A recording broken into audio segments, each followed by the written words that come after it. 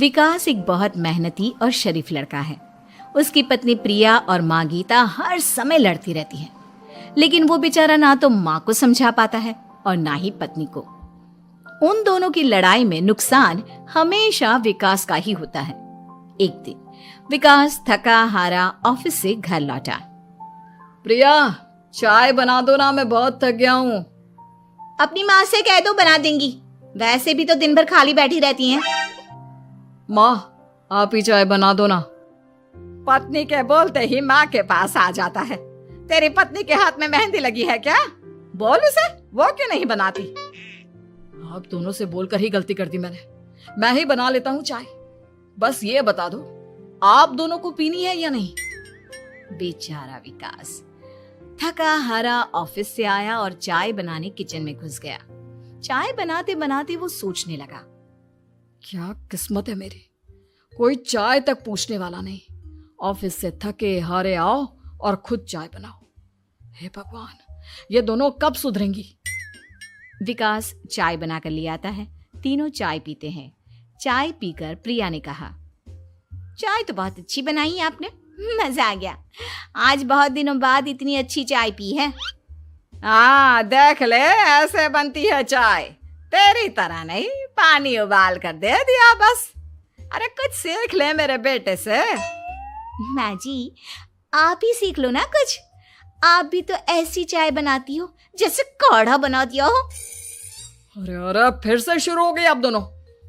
मैंने चाय आप दोनों की लड़ाई खत्म करने के लिए बनाई थी, लेकिन आप दोनों किसी ना किसी तरह लड़ाई करने के बहाने ढूंढ ही लेती हो। वैसे कल मैं ऑफिस नहीं जा रहा हूं, इसलिए आप दोनों से हाथ जोड़कर कहता हूं कि कल घर में मुझे किसी तरह की कोई लड़ाई नहीं चाहिए। विकास ने अपनी पत्नी और माँ को समझा तो दिया, लेकिन ऐसा संभव ही नहीं था कि उन दोनों में किसी बात को लेकर बहस ही ना हो। जैसे ही सुबह विकास की आंख खुली तो घर में जंग हो रही थी, और आज उस जंग का विषय था कपड़े कौन धोएगा। माँ, प्रिया, आप दोनों को कल समझाया था ना कि लड़ाई नहीं लड़नी है। मैं अपने घर में एक दिन चैन से रहना चाहता हूँ। ये बात क्यों नहीं समझ में आती आप दोनों को? अच्छा जी, मैं कहाँ लड़ रही हूँ? आपकी माँ ही हर समय सर पर सवार रहती है। अगर ऐसे ही चलता रहा ना तो मैं घर छोड़ दूंगी। अरे तो चली जाना, तुझे रोका किसने है? तेरे जाने से मुझे और मेरे बेटे को थोड़ा चैन तो मिलेगा। और नहीं जा सकती ना तो बता दे, मैं ही ये घर छोड़ देती हूँ।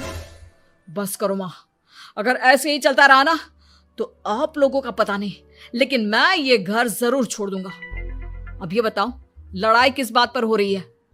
अरे मैं सुबह से किचन में काम कर रही हूँ और अभी दोपहर के खाने की भी तैयारी करनी है, लेकिन माँ जी मेरे पीछे पड़ी है, कपड़े धो ले, कपड़े धो ले। अरे इतना ही बुरा लग रहा है तो आप खुद धो लो ना। हाँ हाँ, धो लेती, तेरी तरह काम चोर नहीं हूं मैं, लेकिन सुबह से घर की साफ सफाई कर रही हूँ, अब कपड़े नहीं धो सकती। मेरी कमर में वैसे ही दर्द रहता है। कपड़े धोकर अपने लिए और मुसीबत खड़ी नहीं करनी है मुझे।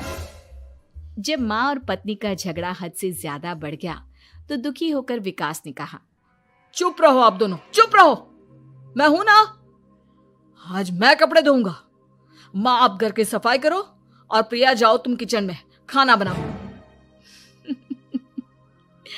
बेचारा विकास कपड़े धोने चला गया। कपड़े धोते हुए सोचने लगा, क्या दिन आ गए हैं, कपड़े धोने पड़ रहे हैं।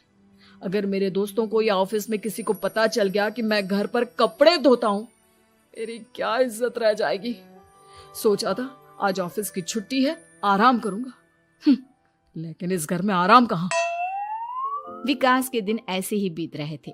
वो जब भी ऑफिस से घर आता या घर से ऑफिस जाता तो उसकी माँ और पत्नी लड़ना शुरू कर देती। उनकी लड़ाई को शांत करने के लिए उसे कभी बर्तन धोने पड़ते तो कभी खाना बनाना पड़ता। एक दिन विकास ऑफिस में बहुत परेशान बैठा था कि तभी उसका दोस्त शिव उसके पास आया और बोला, क्या हुआ विकास, आज तुम बहुत परेशान लग रहे हो, सब ठीक तो है ना? अरे क्या बताऊं तुझे, क्या करेगा जानकर। बता दे क्या बात है, क्या पता मैं तेरी कोई मदद ही कर दूं। शिव के बार बार कहने पर विकास ने उसे सारी बात बता दी। यार मेरी बीवी और माँ दोनों आपस में लड़ती रहती है। उनके बीच लड़ाई ना हो इसके लिए मैं उनके साथ घर का काम करवाता हूँ। समझ में नहीं आता दोनों को कैसे समझाऊं। अगर दोनों में से किसी से भी कुछ बोलता हूँ तो घर छोड़ने की धमकी देकर मुझे चुप करा देती है। समस्या तो बहुत गंभीर है, लेकिन इसका समाधान है मेरे पास। अब तेरे घर में जब भी लड़ाई हो तू मुझे बता देना, बाकी मैं संभाल लूंगा। शिव ने विकास को सारी बातें समझा दी।